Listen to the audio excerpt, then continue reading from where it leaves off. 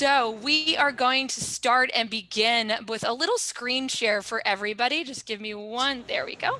And what I'm able to do, you guys, is walk you really quickly through who we are as the Constitution Center and our work very quickly, but I have taken over the screen right now. So you may not see me, Kerry Sautner, or Jeff as much, but don't worry, I'll turn Jeff back on in a second.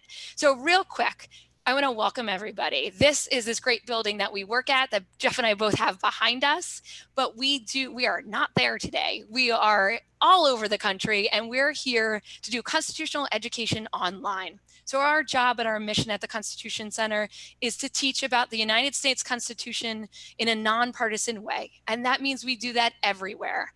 And this week we are talking about the First Amendment and speech. And what we're going to do is a few things. We're going to walk you through all the tools that we have, as well as the history, foundational stories, the major court cases around speech, and we're going to have you ask questions too. So real quick, as we go through, I want to do a couple logistics things before we get started. When you have a constitutional question, I'm just going to go over what that really is in a minute. I want you to send it to me in the Q&A. And the chat box is also there for me to give you court cases and quotes and other things. Do not worry. If you miss something, I promise that by tomorrow, I'm going to send you a constitutional brief from the center on this lecture. And I'll be able to send it to you, and you'll be able to see all the links of all the stuff that Jeff's going to talk about. But real quick, if you're like me and you like the second screen, I have like 5 screens up at the same time. If you're one of those people, I suggest that you open up the Interactive Constitution. So that's the website right there. It's constitutioncenter.org. You can click on the Interactive Constitution at the top, or read the Constitution, or just go right to that link. Another thing that we're going to send you in that brief is a whole bunch of videos on the First Amendment and other amendments. But it is really a great way to re-watch the content that Jeff is going to review. And you'll even see Justice Kagan speaking about the First Amendment. And I know Jeff and I love the story that she tells. Jeff, do you want to tell it real quick? Our favorite story with Justice Kagan? Well, it's just so moving. I mean, I asked her, why does religious liberty matter to you? And she said, you know, this is personal to me. My parents and grandparents came to the US fleeing the pogroms in Eastern Europe. They were running from religious persecution. They came to America for freedom. And the fact that they found it here has convinced me why it's so important to protect the free exercise of religion. It's just incredibly moving. And it reminds us that all the questions we're talking about relating to the First Amendment, the Fourth Amendment, and the whole Constitution directly affect people's lives. And that is our job today, to talk about the way that free speech affects our lives, why you should care about it, and what the Constitution says about it. And that is perfect, Jeff. I was thinking the same thing. Like, this affects all of us. So you could hear Justice Kagan's story, but think about this as Jeff asked these questions that maybe sometimes affect people like Madison in 1791. Ask, how's this affecting me today? And what is the constitutional question around this? All of this will be there to support you as you go through. But really quickly, I just like to go over kind of the way we teach. And so you know that we're going to be telling a lot of historical foundations, and we use storytelling. We are on our building back there. Let me tilt the right way. On our building back there, but our Constitution is about we the people. So we want to make sure that we're telling you the stories of these amendments and of these cases through the lens and the eyes of we the people. So from Madison to a lady named Whitney to Brandeis, you're going to hear about all these great people. And that really helps us understand what was going on in different time periods and how that affects we the people today. And then what we're going to ask you to do is constitutional thinking skills. Ask about what the government may do. And Jeff's going to go into this in a minute about the difference between a constitutional question and a political question. Jeff, do you want to tee it up now, or would you like to pull that in later? Sure. So we're going to start with a really important question that the Supreme Court decided not too long ago. And I'm going to ask you to vote on what you think the right answer should be. And the basic question is, should you or should anyone have the right to burn the American flag as an act of political protest? We'll talk about a case called Texas v. Johnson, where a guy called Gregory Johnson was protesting the Republican National Convention in 1984, and he burned a flag, and he is prosecuted under a Texas law that made it illegal to burn the flag. And he said, burning a flag is an act of expressive speech. It is an act of symbolic speech, although I'm not physically saying I don't like the president, or I don't like the Republican Party or the Democratic Party. I'm expressing that view by burning the flag. And he said the First Amendment protected that right. And I'm going to ask you now to vote about what you think the right answer should be. Did he or did he not have the First Amendment right to burn that flag? But in answering that question, before you vote, I want you to ask not whether you think it's a good idea to burn the flag, not whether you agree with Gregory Johnson that the Republican Party or the Democratic Party is no good, but whether you think the First Amendment allows or forbids the government to prohibit flag burning. I know there are a bunch of different parts of that question, but as Kerry said, what we're asking now is not what you think the government should do, but what the Constitution allows or forbids it to do. So you might think that it would be great for the government to ban flag burning because flag burning is terrible, but the First Amendment forbids that. Or you might think that it's not a good idea for the government to ban flag burning because flag burning is a useful act of political protest, but the First Amendment allows it. So that's the way constitutional lawyers think. It's the way judges think. When I teach constitutional law, I ask people to separate their political from their constitutional views. And that's what I'm asking you to do. You're just starting off learning about the Constitution, but you have the ability to make this leap. And now I want you to cast your vote. So do you think that the government, in this case, the state of Texas, should have the power under the Constitution to ban flag burning? Okay, here we go. You can start casting your votes. He should be allowed to burn the flag. Yes. Yes, he had the right, because symbolic speech is important. He has the right to burn the flag. Yes. Good. There's a no. No, Texas. We're getting arguments on both sides, and Kerry will tally them up at the end. And remember, we're going to vote again at the end of the class after we've had a chance to hear what the Supreme Court has said, read what the First Amendment says, and talk about the basic principles that have sparked the American Revolution and that underlie so much of what we are as Americans. But now I'll tell you what the Supreme Court said. And the court, in this decision called Texas v. Johnson, held that yes, Gregory Johnson did have the right to burn the flag because flag burning is an act of symbolic speech. And this is a decision from 1989. You can check it out online. Remember, it's so easy to find these Supreme Court cases online. You just could type in Texas versus Johnson, and you'll find links to the whole opinion. Friends, I would like you to start reading Supreme Court opinions, and I want you to read both the majority opinions and any concurrences or dissents. What are concurrences or dissents? The concurring opinion is where a judge says, yes, I agree with the result, but for different reasons. And in Texas v. Johnson, Justice Anthony Kennedy had a concurrence. And then there are two dissents by Justices John Paul Stevens and Chief Justice William Rehnquist. The dissent is where the justice said, no, I disagree with the reasoning, and here's why. It's important to read the majority opinion and the dissent so you have an idea of the best arguments on both sides. And you must recognize that in almost all important constitutional cases, there are good arguments on both sides. So you have to listen to them respectfully, think hard about them before making up your own mind. That's the key of being an open-minded citizen. And it's a real privilege as well. I understand that you're not lawyers. Some of the terms will seem technical. Do not be intimidated by them.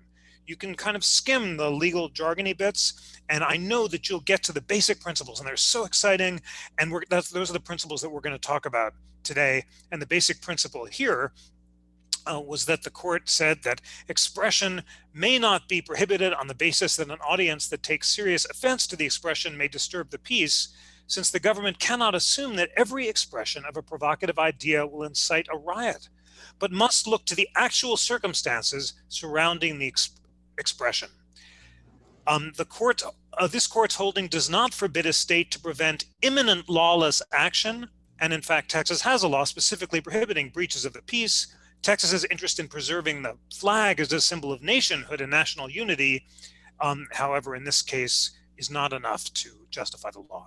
So we have so much packed into that crucial holding, and the very important legal rule is that speech in America can only be banned if it's intended to and likely to cause imminent lawless action. In other words, violence, an imminent breach of the peace. If it's in burning the flag, Johnson both intended to, and if his speech was likely to provoke a riot, that could be banned. But that wasn't the case here. It was just an act of political protest. It resulted in the destruction of physical property, but there was no intent or likelihood of imminent lawless action or violence. And that principle, which makes America more protective of free speech than any other country in the world, was hard fought and hard won. And in a moment, we're going to go back to the time of the framing. We're going to talk about what the founders had in mind when they put the words of the First Amendment into the Constitution. And then we'll talk about what the Supreme Court said over time to embrace that central principle that speech can only be banned if it's intended to and likely to cause imminent lawless action. So Kerry, Jeff, what do you think? Yeah, I think it's great. And I do want to go back to that Constitution because we always go back there. But I love starting with something that's a little bit more pulling the audience. I did notice a couple comments about, but where's the line on this? Like, what if you're going to somebody else's private property and burning that flag? And I know there's other cases about burning things on people's lawns, but then also where's the danger around this too? And I know that there were some dissents on this case, the Johnson case, which again, read the dissents, not just the opinions. So where's that line? And it's always hard to find. It is indeed hard to find. And the question of what is symbolic speech, what happens when you burn a cross on a lawn, which the Supreme Court said is not symbolic speech, but is a direct threat or a form of incitement to violence. And also, what about speech in schools? I see in the chat that Scott Marsden asks, will we add something new today that we didn't talk about yesterday about speech in schools? It is true that since most of our friends today were not with us yesterday, we'll review the basic principles. But Scott, let's make sure, thank you for the suggestion, to talk about speech in schools. And just to tee that up, the rules for speech in schools are very different than those for speech outside of schools.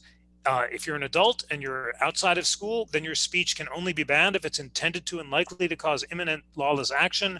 If you're in school, and let's talk about this after we've gone through some of the basic principles, it turns out that your speech can be restricted if it's likely substantially to disrupt school discipline and order. That comes from a case called Tinker, and it's a far less exacting test. Listen, words are so important in constitutional law. So one test says the speech has to be intended to and likely to cause imminent violence. The other test says that the speech can be restricted if there's a if there's a possibility that it will substantially disrupt school discipline. Both the imminence is less demanding. It doesn't have to be intended to and likely, but there just has to be a possibility. And the evil to be avoided is less severe. For adults, it has to be imminent lawless action. In the school context, it just has to be a possibility of the disruption of school discipline and order. So that's why words matter. And that's why it's so exciting to be a constitutional lawyer, because you really get to parse the text. And so much of our freedoms depends on the ways in which our rights are formulated. So language matters. Speaking of which, I think, Kerry, this might be a good time to read the text of the First Amendment. We shouldn't have gotten this far into the class. I know. Absolutely, without reading the text. I think everybody's just so excited to talk about everything. So we appreciate you guys asking all these great questions, talking about private and public, and that's all in there. And I think the private public starts with these first opening words. So I'm going to turn it over to Jeff to read the actual Constitution. We always go back to the text. We always go back to the Constitution. So turning it over to you, Jeff. Absolutely, friends. Here, let's read the text. Congress shall make no law abridging the freedom of speech or of the press. I jumped down because it looks like there are a bunch of rights enumerated in the First Amendment. First, there's what's called the Establishment and Free Exercise clauses that have to do with religion, and we're going to talk about those next week. Congress shall make no law respecting an establishment of religion or prohibiting the free exercise thereof. Then we come to the Speech and Press clause, which we're going to talk about today, or abridging the freedom of speech or of the press. And then we have the petition and assembly clause, which we'll talk about the week after next. The right of the people peaceably to assemble and to petition the government for a redress of grievances. So all of the words are important. Oh, nice sort of crossouts there, Kerry. That's very I didn't mean snazzy. to. Sorry, I got a little excited with the highlighter, and then I'm not really good at it, so I stopped. I'll work on that for next week. That's okay. We're not going to cross out any words. No, I'm sorry. We're definitely going to highlight them. We'll treat that as a shout out rather than I would like to let everybody know online that we appreciate that you're learning with us. Absolutely. And want to make sure everybody knows that we're learning as we go too. Yes. So every single day we learn something new, and we appreciate your kind of sticking with us and forgiving my oopsie cross out. So back to you, Jeff. And here, yes. I can even get you off of that, and I'll remove that line in a minute once I figure it out, but I'll give you some Madison here. No problem. And Jacob Pfizer in the questions asked, is today's lecture just on the freedom of speech or on all 5 freedoms? And it is just on freedom of speech and of the press. We'll talk about those other freedoms in the coming weeks. Okay, so now we have the text. Let's start with the first word of the First Amendment that we just read. Congress. Congress shall make no law. So that leads me to ask this question. Right now we're talking on Zoom, an amazing platform run by a private company, Zoom. Some of you are live streaming this class on YouTube, which is owned by Google, another private company. Could Google ban you from making a video burning the American flag and posting it on YouTube? Let's have some quick votes. What do you think? Yes, yes, yes. Yes, Google could ban me. Yes, yes, everyone says yes, and everyone is absolutely correct. Yes, private company, absolutely. It says Congress shall make no law. It does not say Google shall make no law, or Mark Zuckerberg shall make no law, or Zoom shall make no law. The First Amendment restricts state action. Now, the Supreme Court has defined Congress pretty broadly to mean not just Congress, but also the president, or state governments, or any public school, because public schools are public entities and your teachers in that respect are public employees. So the court has interpreted the words not to be entirely literal, but if we read for Congress, the government shall make no law, then we understand that the First Amendment merely limits government action, not private action. Now, friends, that's a huge concession, because much of our speech today, as we're realizing today, takes place not in public parks regulated by the government, but on platforms owned by private companies. And private companies restrict far more speech than the government could. And although Google and Facebook, I think, don't restrict flag burning in the US, they do restrict hate speech that demeans groups on the basis of race or religion, hate speech that under the US Constitution would be protected and that government may not ban. So we're understanding how protective the First Amendment is of government, how much more restricted the government is from banning speech, and that's going to help inform our discussions today. Okay, we put the text of the First Amendment on the table. We understand that it is limited to Congress. Then it says Congress shall make no law. There was a great justice. There's so many great justices of the Supreme Court, and it's so exciting to learn about them. One of the greats in the 20th century was Justice Hugo Black. And Justice Black was a First Amendment literalist. He would carry in his pocket a copy of the Constitution, and whenever anyone challenged him, he would say, "No law means no law." And he was a First Amendment absolutist. He did not like to make exceptions to the First Amendment, and therefore voted to strike down many laws abridging freedom of speech and of the press.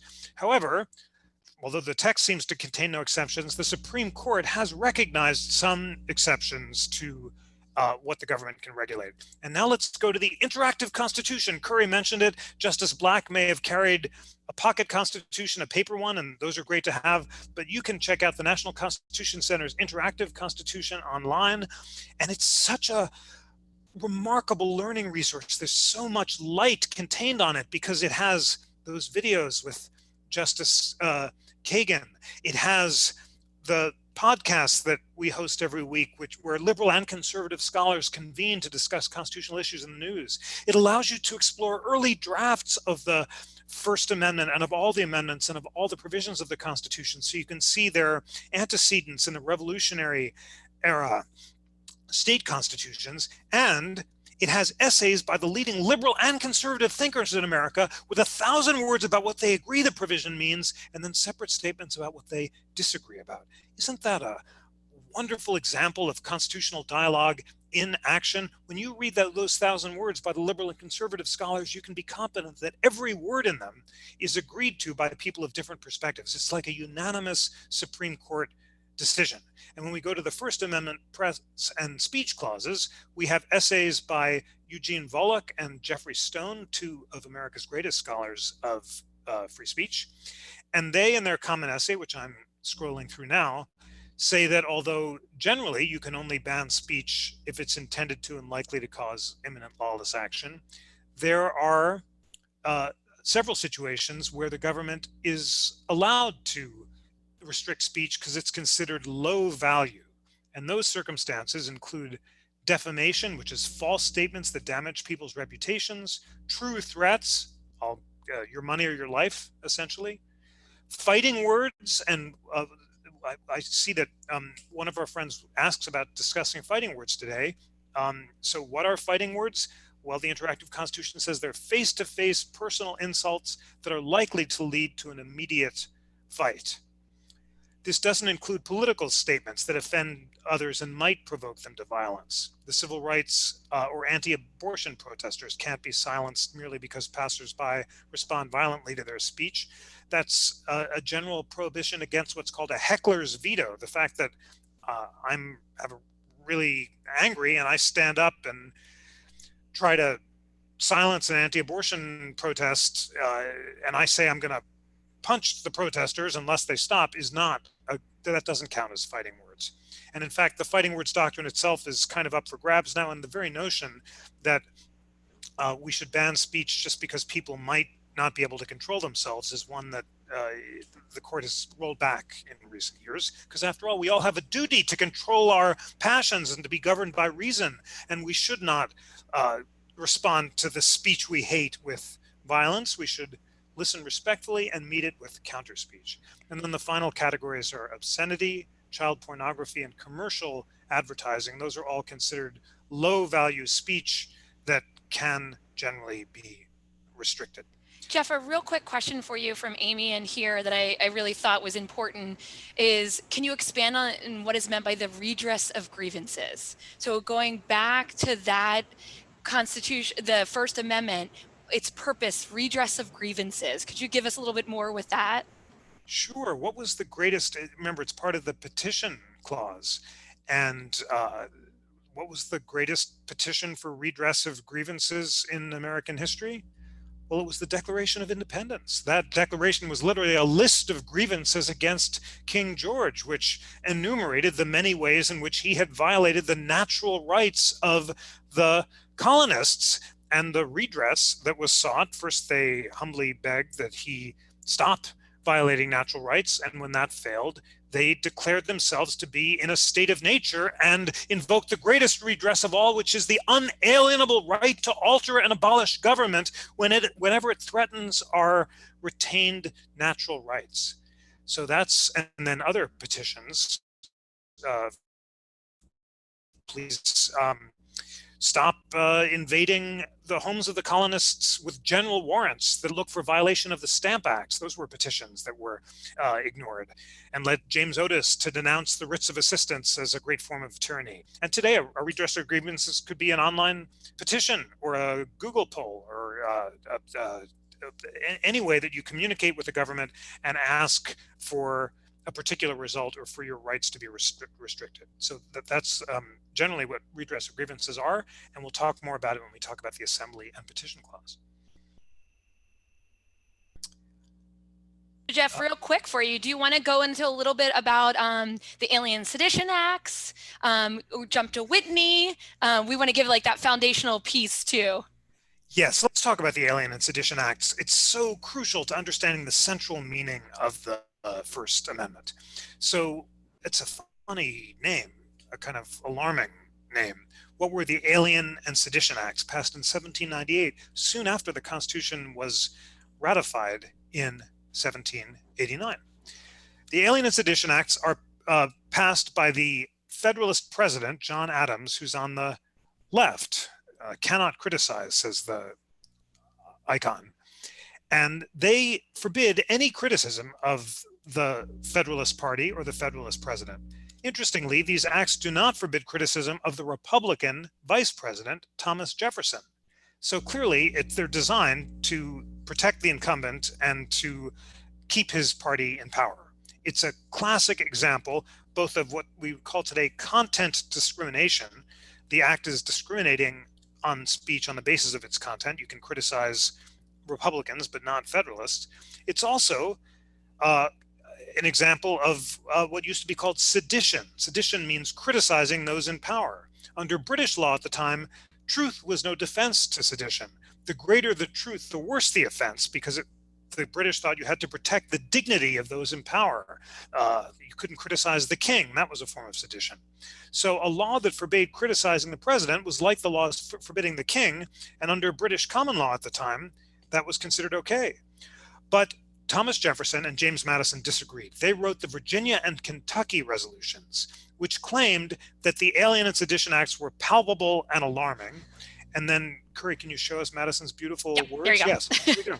In the Virginia resolution, Madison says, the Sedition Act ought to produce universal alarm because it is leveled against that right of freely examining public characters and measures and of free communications among the people thereon, which has ever been justly deemed the only effectual guardian of every other right. Wow, there's so much packed into that beautiful sentence. But so Madison is saying that this right of freely examining public characters, in other words, of criticizing public figures like the president all you like, and then of communicating that criticism in whatever media you please, has always been considered the only effective guardian of every other right. Why is that? If I can't criticize the president and say the president is violating my rights of free speech or is allowing his soldiers to riffle through my home without proper legal authority, or quartering soldiers in my home without permission, then I can't protect my other rights that are enumerated in the Third Amendment, the Fourth Amendment, the Second Amendment, the structural Constitution. The only way that the people can argue for the defense of all of their rights is to have the freedom to freely communicate their sentiments and opinions. So that was the core of Madison's objection to the Alien and Sedition Acts. And it came to a head. Yes, let's bring us back. Sorry. Eugene V. Debs. That's jumping. Fine. Who was Eugene V. Debs? We'll get through this as intensely but clearly as possible, so that we can answer all of your great questions. And I see so many of them. And I'm writing them down too through the chat, so we don't lose them, because there's really good ones here. But as you guys listen, these founding stories help answer some of those questions, even though those questions feel very current. Something that happens with Madison and then Debs and then Whitney kind of explains why we're seeing some of the answers we have as modern times too. So definitely make sure you're listening to the backstory, because it explains the whole story. Completely so. So who is Eugene V. Debs? He was the socialist candidate for president. He started running around the time of World War I, which began in 1918, and he ran for president in 1920 from a jail cell because he criticized World War I. Basically, he was the Bernie Sanders of his day. Senator Sanders calls himself a democratic socialist, so did Eugene V. Debs. And for advocating doctrine not all that different from what Bernie Sanders is advocating, Eugene V. Debs was indicted and, believe it or not, convicted under the Sedition Act of 1917. What was that? Well, it was yet another act that prohibited people from criticizing the government.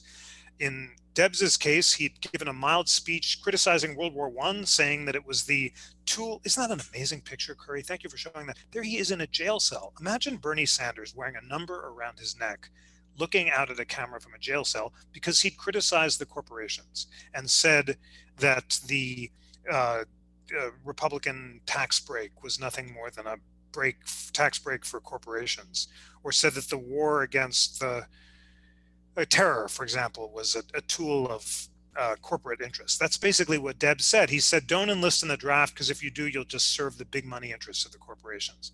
And he's indicted and convicted for that, and he goes to jail, as you can see, because the Supreme Court held that his speech might have a bad tendency. It might lead people to refuse to enlist in the draft moving forward, which would be a violation of the law. And that's why they let him go to jail. Now, what's so significant about the Supreme Court cases of the early 1920s is they provoked some of the greatest dissenting opinions in the history of free speech. The first time, really, that any justice of the Supreme Court began to claim that the First Amendment prohibited the government from punishing sedition ever. And there are two great justices who I want to tell you about now. Justices Oliver Wendell Holmes and Louis Brandeis. You know what Justice Holmes looks like because Scott Bomboy, our great web editor, has chosen to use Justice Holmes as his avatar. But I want to begin with Justice Louis Brandeis, who's one of my heroes. They both are, but Louis Brandeis was an American prophet who, more than any other justice, was able to channel the First Amendment in an age of new technologies and express more beautifully the core purpose of why we protect free speech than anyone else. So now, Kerry, I texted you right before the class started Brandeis's words, so I don't know if you can get them on the screen. As Kerry knows, I can recite these words from memory. I love them so much, and I am going to do that now. This may not be the right one, but no, I have the entire thing in the brief that I will send you, and I'll stop sharing in a second, and I'll put it in the chat box. But people, be ready for the chat box to be filled up because it's not short. Okay, it's not short, and I'm going to start reading it, and I'll just look right at the camera and recite it for you. But I'll try to listen closely to each word because each word is important. And note that Brandeis begins by talking not about James Madison and the Constitution makers of 1787, but about Thomas Jefferson and the revolutionaries of 1776. So here we go. This is Whitney versus California, 1927 opinion, and it's a concurring opinion. Those who won our revolution believed that the final end of the state was to make men free to develop their faculties, and that in its government, the deliberative forces should prevail over the arbitrary. They valued liberty both as an end and as a means. They believed liberty to be the secret of happiness and courage to be the secret of liberty. That's a quotation from Pericles' funeral oration. They believed that freedom to think as you will and to speak as you think are means indispensable to the discovery and spread of political truth, that without free speech and assembly, discussion would be futile, that with them, discussion affords ordinarily adequate protection against the dissemination of noxious doctrine, that the greatest threat to freedom is an inert people, that public discussion is a political duty, and that this should be a fundamental principle of the American government. I get fired up every time I read those beautiful words, and I also feel the cool voice of reason. That injunction to all of us, public discussion is a political duty. That's just what we're doing today. We're taking the time to sit down together. I'm looking you in the eye, and there, Kerry found those beautiful words. You can, let's go back over them. I think it's worth parsing them together now that you can see them. Let's take each sentence in turn, okay? So the first thing he's saying, those who won our independence, he means Thomas Jefferson and the people who signed the Declaration of Independence, believed that the final end of the state was to make men free to develop their faculties, and that in its government the deliberative forces should prevail over the arbitrary. What did he mean by make men free? Of course, he meant men and women, to develop their faculties. The Brandeis and the other great people who embraced the Enlightenment ideals of the founding thought that we have certain faculties, ranging from passion at the bottom to reason at the top. And it's our duty to cultivate our faculties of reason so that we can guide by the light of reason, which the framers and the great Roman authorities like Aristotle and Cicero and Seneca believed was virtue. They thought that reason was virtue, and if we could master our passions like anger and fear and be guided by the light of reason, then we could lead a life of virtue, which was the purpose of life. So that's a very classical idea, and that's why in the next sentence, Kerry, if you go back to the words from Whitney, he says, they believe liberty to be the secret of happiness and courage to be the secret of liberty. That's a quotation from Pericles' funeral oration. Pericles, the great 5th century leader of Athens, who, channeling Aristotle and the other Greeks, philosophers, thought that courage was the secret of liberty. By courage, they meant the courage to be ruled by reason rather than passion. And they thought we couldn't be truly free unless we were governed by reason rather than passion. If we're buffeted by our momentary impulses, we kind of grab for the latest marshmallow or spend our time surfing cat videos on YouTube rather than listening to wonky, but I hope interesting classes like this, then we're not cultivating our faculties of reason. There's a really interesting connection here between the Declaration of Independence and the Constitution. Remember the famous phrase of Jefferson, we hold these truths to be self-evident, that all men are created equal. They are endowed by their creator with certain unalienable rights, and among these rights are life, liberty, and the pursuit of happiness. When Jefferson talked about happiness, he did not mean the immediate pursuit of pleasure.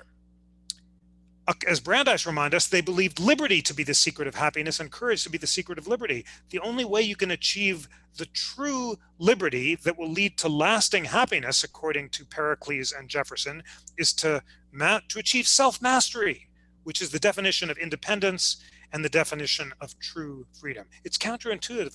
This is not our modern notion of happiness, which has to do with feeling good.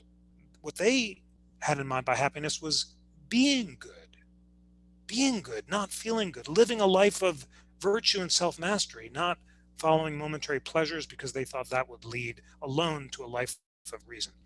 Exciting stuff. And if you want to read more of the sources that inspired the founders, read those classical writers like Cicero. His book on the laws is a wonderful source, or Seneca's letters, or the historians who inspired John Adams, like Tully and Sallust. All of these are unfamiliar. I have studied law, I studied history and literature. It wasn't until I realized how central these classical thinkers were to the founders that I started reading them myself, and I'm so inspired by them. And this picture is perfect, Kerry. I'm so glad you found it, because this looks like Pericles giving his funeral oration where he sums up the Greek and classical ideals that inspired Brandeis. Okay, back to the sentence. I know we're parsing this, but I think this is kind of worth going through carefully. So now we come to the idea that the framers, Brandeis says, believe that freedom to think as you will and to speak as you think are means indispensable to the discovery and spread of political truth. What does that mean, freedom to think as you will and to speak as you think? It has to do with the very deep importance the framers put on freedom of conscience as a natural right. Remember, the Declaration tells us that our rights come from God or nature, not from government. They're inherent in us as human beings. They thought the rights of conscience, which included freedom to think and to believe whatever opinions were presented to my mind, was an unalienable right. Why is that? Because the framers are people of reason. They believe that our opinions, our beliefs or lack of beliefs in religion or in politics are the product of involuntary sensations presented to our reasoning minds. I can't surrender or alienate to Kerry the power to tell me how to think because I can't control my thoughts myself. I can't believe as either I or anyone else pleases because my own thoughts are the product of my reason. That's how powerful their faith and reason was, and that's why the rights of conscience are unalienable, and that's why freedom to think as you will and to speak as you think are means indispensable to the discovery and spread of political truth. Unless I can tell you that I, Socrates, believe that the worship of the deities is too anthropomorphic, and in fact the true divine is embodied in the logos that created the universe, which Socrates believed to be the truth, he was executed for that. But unless he had the freedom to speak his opinions, then ultimately the truth could never emerge, because that can only emerge from reasoned deliberation and debate. And that's the next central idea of this incredible passage. Without free speech and assembly, discussion would be futile. With them, discussion affords ordinarily adequate protection against the dissemination of noxious doctrine. The framers believe that as long as you can hear every point of view, even the most hateful, appalling, offensive speech, you, as a person of reason, can make up your own mind about what is true and what is false. And by deliberating thoughtfully together after hearing all arguments in a civil, respectful way like we're doing now, ultimately truth will emerge. And then the final idea is that if an idea is really hateful and appalling and you think it's wrong, the right answer isn't to suppress it, isn't to ban it, isn't to say don't say that or you can't say that, but to answer it, to say no, that's not right, or that is appalling, that is an act of racist hate speech, I deplore that, I denounce that. That's exactly what you should do. But you shouldn't try to ban it, because everyone has to hear all points of view. And then finally, don't you see, this is not just a passive guarantee of your right to say whatever you want or to like whatever you want. Some have called this slacktivism online. Have you heard that phrase? Basically, I can like or not like, or dock someone or tweet against someone. That's not enough, according to the framers. Not enough for Brandeis or Seneca or Cicero.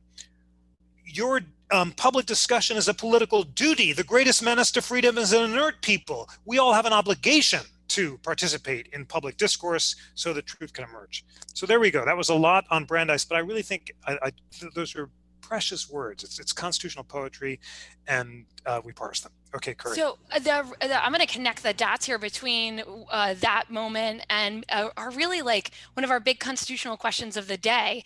And the quote is the freedom for the thought we hate. Can you take a second on that? And then I'm going to poll the audience with the court case around the backpack. Great. The thought we hate comes from Oliver Wendell Holmes, or Justice Bomboy, as you can see up in the corner there. And very confusing for everybody. Absolutely. It's from a case called Whitney. Sorry, it's the Abrams case. I now have to pull it up online. Sorry, and I'll post it in the chat box. I'm sorry, when I screen share, I can't post in the chat box, people. So I'm going to give you a whole bunch of cases.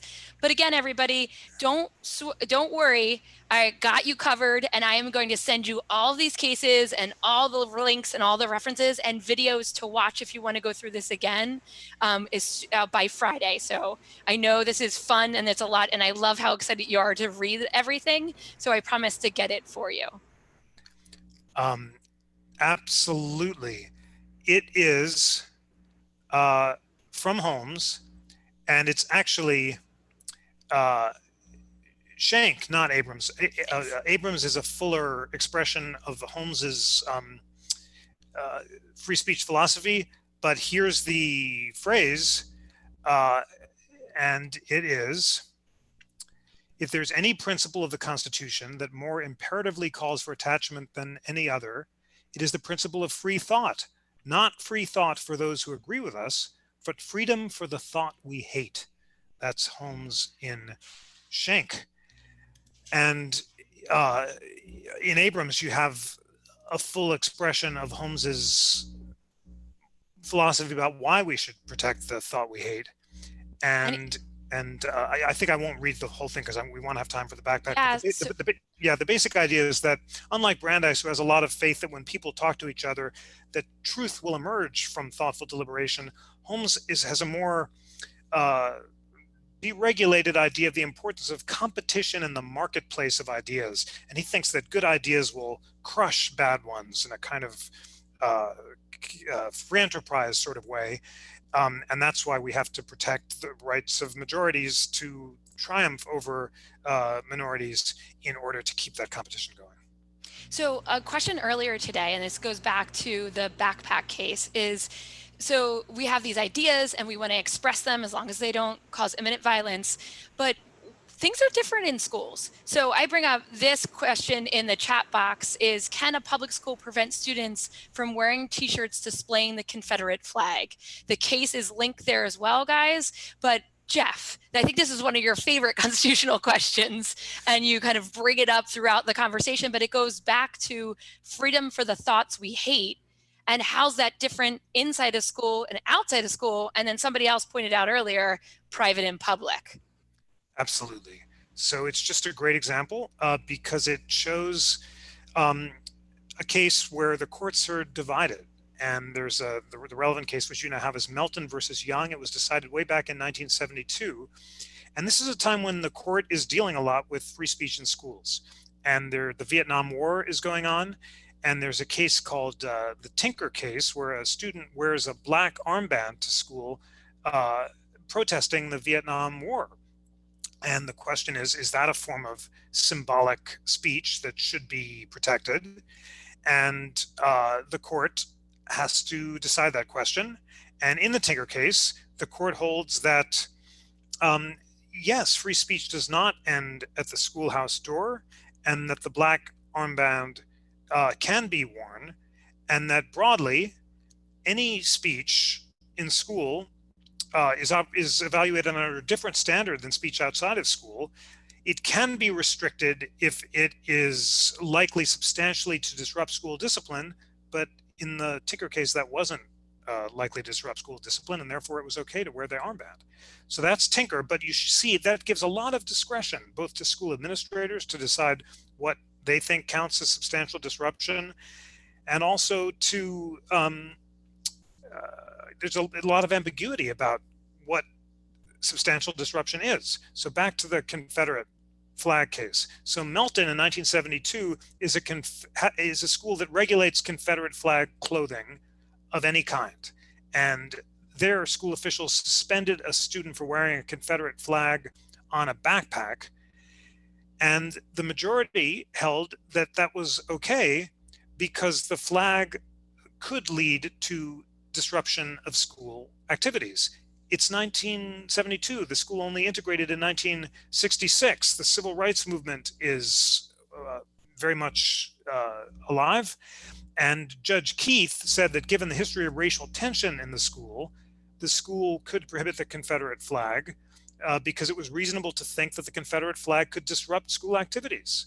It was focused on the particular circumstances of that school at that time and place. There was a dissenting opinion. I told you, you always have to read the dissents, and here the dissent was written by Judge William Miller. He said the school principal overreacted and was acting on the basis of undifferentiated fear, which couldn't really be justified. And he said that undifferentiated fear or apprehension of disturbance wasn't enough. And in fact, there hadn't been racial tensions in the school that were exacerbated by students wearing a Confederate flag. So that just shows you how malleable the standard is and how dependent it is on a particular context. So now I'm going to throw it back to you, friends. And the question was, can a school ban a student from wearing a Confederate flag on a t-shirt? Now, you're all in different parts of the country, so you may reach different conclusions based on where you are. But let's take a vote. Based on the circumstances in your schools, do you believe that your principals under the First Amendment should have the right to ban you from wearing the Confederate flag on a t-shirt? Yes, yes, yes, no. And Dara did point out that she's in a private school. So yes. Absolutely. Private schools are not formally bound by the First Amendment, although some private schools, like some private colleges, have said that they will voluntarily bind themselves to the First Amendment because they think that the very purpose of a university is to promote the free exchange of ideas. And therefore, although they're not legally bound to do so, they believe it's part of their mission to respect the First Amendment. Yes, if it's a private or religious school, absolutely. As a legal matter, probably so, although to complicate the question further, the Education Department has recently considered regulations that would deny federal funds to private colleges that do not respect free speech, and the legality of that regulation is being up for grabs. Some of it turns on the language of the regulation. It's not an easy question. But the last comment was exactly right. Actually, it all depends on the context. Yes, it does. And it depends. The answer might be different in Charlottesville, Virginia, for example, where those terrible riots and that racist violence took place recently, than it would in uh, New York City, perhaps, or maybe even Philadelphia, where Korea and I work. What about shirts hinting to drug use? That's a great question, Noah. And a Well, great case. and a great case. The relevant Supreme Court case is called "Bong Hits for Jesus," and that was the banner that a student made when he, as part of a school parade, said that he was just joking around. He said, "I'm just kidding. I was just, as an act of protest, made this banner," and the school tried to restrict him on the grounds that his banner might promote drug use. And this is the Morse versus Frederick case from 2007. His name is Joseph Frederick. He's at the Juneau Douglas High School. His banner he holds up during the Olympic torch relay through Juneau, Alaska. The school principal, whose name is Deborah Morris, says this could be construed as advocating illegal drug activity. He refuses. She suspends him for 10 days for violating a school policy forbidding advocacy for the use of illegal drugs. So the decision is 5-4. It's closely decided, but let me just ask you, because the polls are working well, who thinks that Joseph Frederick should have the right under the First Amendment to display the Bong Hits for Jesus banner, and who thinks that he should not? Vote yes if you think he should under the First Amendment, and no if you think he should not. No. And I always think the interesting part of that case is that he's across the street. He's not on school property. And so that always makes me think of Tinker and say, wait, where are the gates of a school?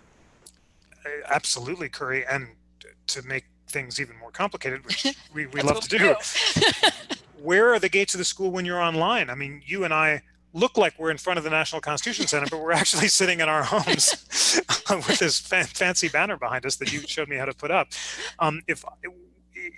Let's say that we were public school teachers, would my speech broadcast from home behind a fake banner be counted as school, a speech at school? Would it be reasonably foreseeable that my speech would be received at school? What if I were a student? It becomes very, very complicated in a virtual world. Quarantine, someone says. That's a good question. Yes, if you're forced to learn at home through the quarantine, then can you post a virtual Bong Hits for Jesus banner? And does that count as school property? So anyway, there was a good variety of yeses and nos, and that's fair because the case was 5-4. 5 justices, led by Chief Justice Roberts, said the First Amendment doesn't prevent the administrators from restricting student expression that reasonably is viewed as promoting the use of illegal drugs. And the case they cited was Tinker against Des Moines, that where the court said that those anti-Vietnam War armbands could be prohibited if they substantially disrupted the educational process. Yeah, and I think as Scott points out that it was a school-sponsored event, so that was the connecting point. But then we just pushed the boundaries again about cyber online. Are you on the school computer? And that was a local case here about schools turning on computers to find out where they are. But Jeff, we do have a bunch of questions on the speed round. Great. So I have a few that I wrote down that were in the chat. So that are a while back that I can read off to you if you want to jump into speed round. That'd be great. Absolutely. Speed round with Jeff. This is a new ending thing. So this was a bunch in the beginning, so I just wanted to go back to it. Can you define, can you help everybody understand what defines libel and slander? Libel is false speech that harms a person's reputation that's written, and slander is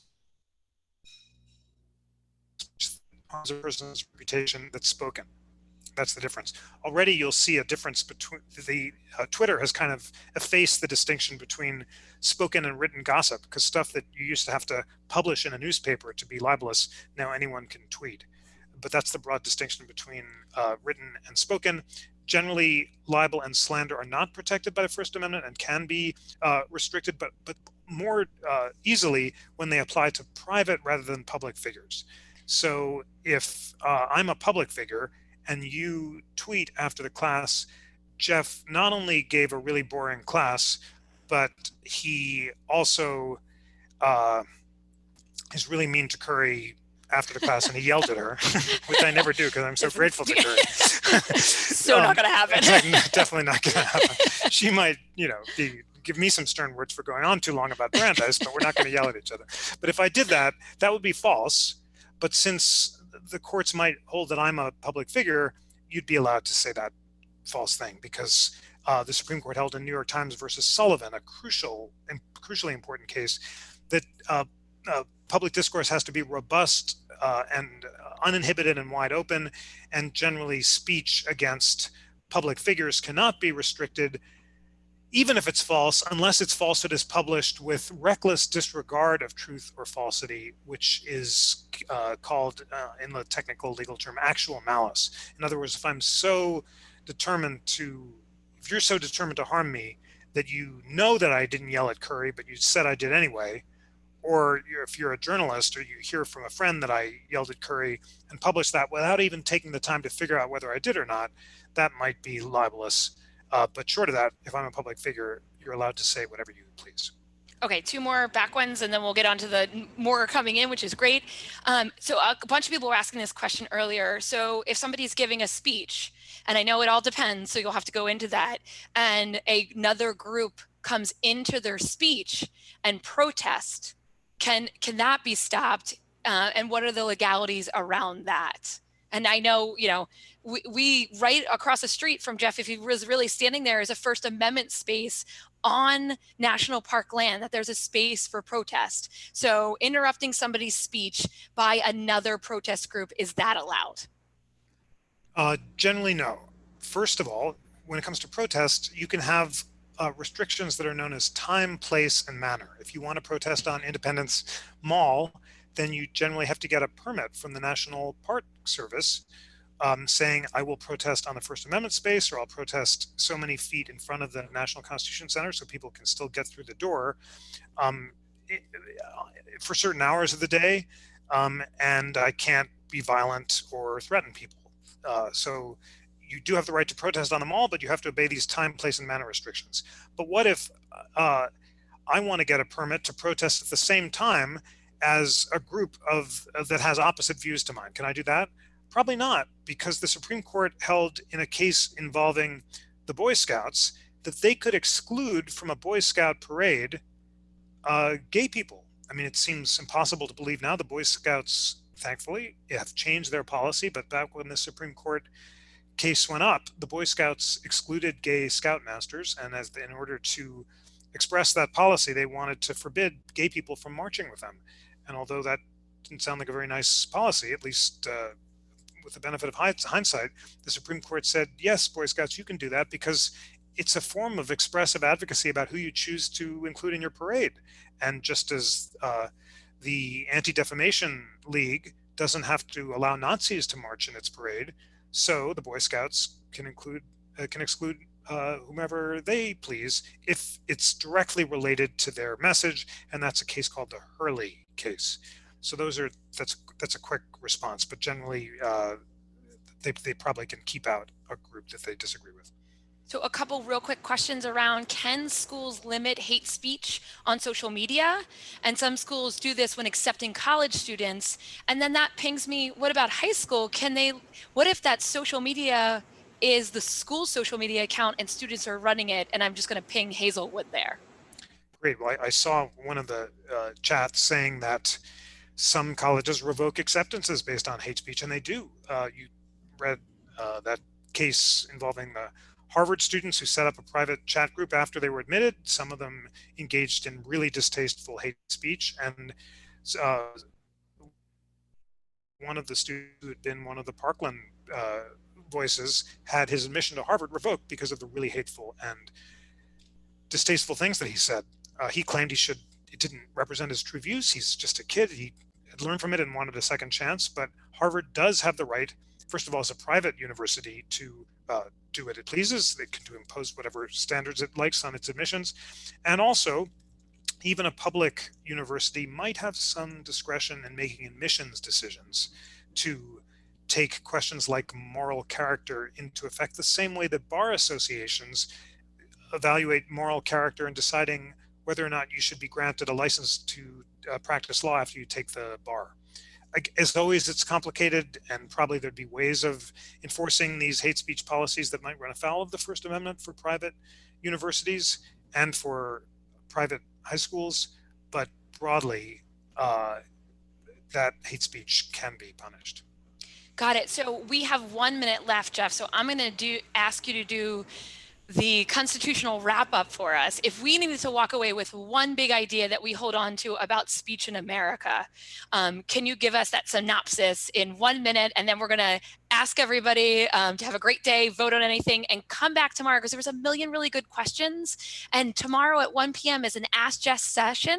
And you can email me at ksautner@constitutioncenter.org, any of your questions, and I swear we get them in. It's going to be an hour of lightning round on Jeff.